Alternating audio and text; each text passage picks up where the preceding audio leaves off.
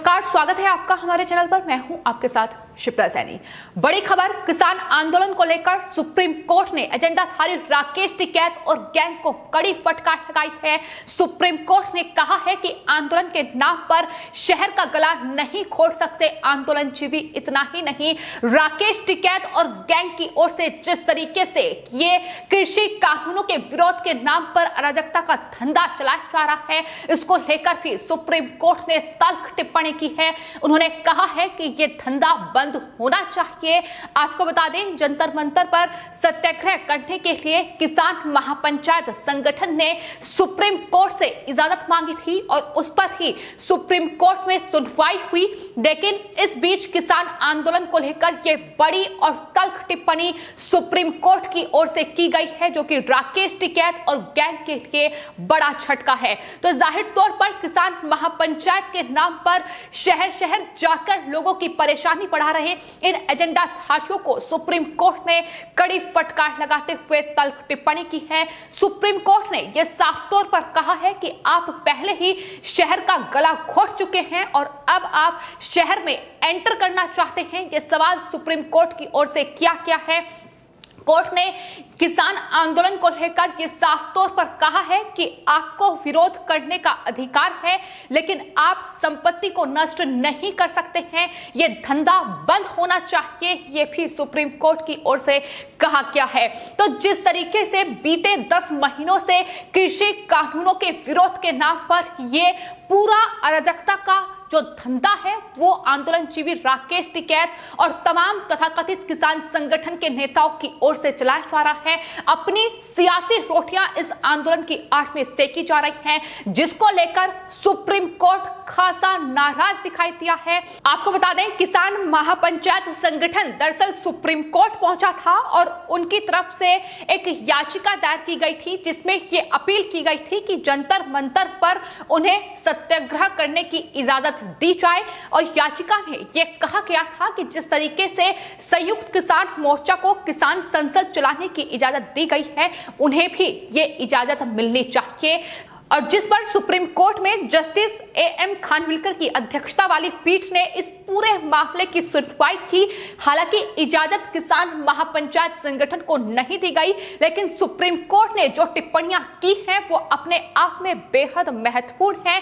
एक बार फिर से सुप्रीम कोर्ट की ओर से ये दोहराया गया है कि इस तरीके से ये कृषि कानूनों के विरोध के नाम पर सिर्फ और सिर्फ लोगों की परेशानी को बढ़ाया जा रहा है, शहरों का गला घोटा जा रहा है और अब शहर में एंटर करने की ये कोशिश, जिस पर सवाल सुप्रीम कोर्ट की ओर से उठाए गए हैं। तो आंदोलनकारियों को कड़ी फटकार लगाते हुए ये भी सुप्रीम कोर्ट ने साफ तौर पर कहा है कि जब एक बार आप कानूनों को सुप्रीम कोर्ट में चुनौती दे चुके हैं, अदालत का दरवाजा खटखटा चुके हैं, तो विरोध जारी रखने का आखिर क्या मतलब है, ये भी किसान महापंचायत संगठन से सवाल किया गया है। अगर आपको अदालत में विश्वास है तो विरोध करने के बजाय तत्काल सुनवाई के लिए आगे बढ़ें, यह भी सुप्रीम कोर्ट की ओर से टिप्पणी की गई है।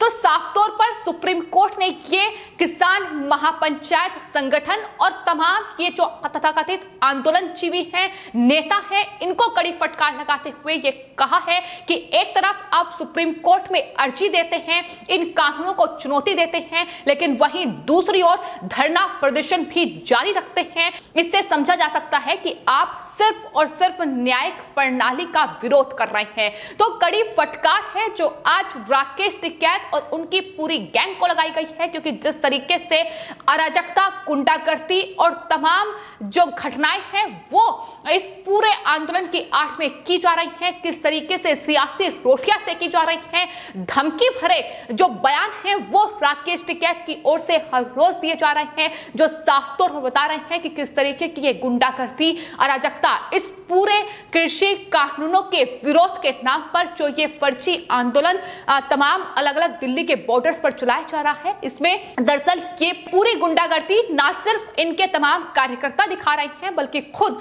राकेश टिकैत इस तरीके की भाषा का इस्तेमाल कर रहे हैं।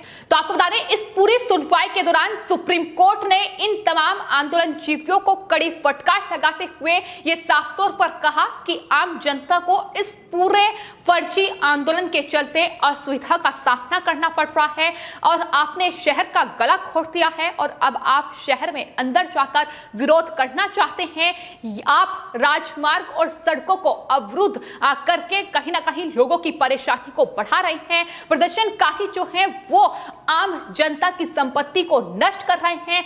आप आम जनता के अधिकारों का हनन कर रहे हैं। सुरक्षा कर्मियों को परेशान किया जा रहा है और ये तमाम चीजें जो है वो मीडिया रिपोर्ट में सामने आ चुकी है। मीडिया कवरेज ये साफ तौर पर बयां कर रही है कि किस तरीके से इस पूरे आंदोलन के नाम पर आपने सिर्फ और सिर्फ अराजकता ही फैलाई है। ये साफ तौर पर टिप्पणी सुप्रीम कोर्ट की ओर से की गई है। हालांकि आपको बता दें, याचिकाकर्ता की ओर से पेश अधिवक्ता अजय चौधरी ने यह कहा है कि किसानों ने नहीं बल्कि पुलिस कर्मियों ने राजमार्गों को अवरुद्ध किया है। उन्होंने यह भी कहा कि याचिकाकर्ता संघ विरोध का हिस्सा नहीं है।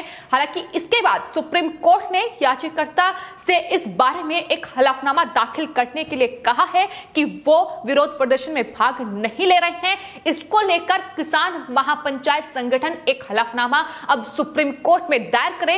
इस पूरे मामले की सुनवाई अब 4 अक्टूबर को होगी और अब आने वाले वक्त में क्या फैसला इस पूरे मामले पर एएम खानविलकर की अध्यक्षता वाली पीठ सुनाएगी, ये देखना होगा। लेकिन फिलहाल जिस तरीके की टिप्पणी एक बार फिर से सुप्रीम कोर्ट की ओर से की गई है, जिस तरीके से इन एजेंडाधारियों को कड़ी फटकार लगाई गई है, साफ तौर पर जाहिर होता है कि अब कहीं ना कहीं न्यायपालिका का विरोध भी इन आंदोलनजीवियों की ओर से जिस तरीके से किया जा रहा है उसको लेकर सुप्रीम कोर्ट खासा नाराज है। और जिस तरीके से इन पूरे कृषि कानूनों के विरोध के नाम पर ये अराजकता, गुंडागर्दी और ये सियासी रोटियां सेकी जा रही हैं, इससे सुप्रीम कोर्ट भी अवगत है और यही वजह है कि इस तरीके से फटकार जो है वो इन एजेंडाधारियों को लगाई गई है।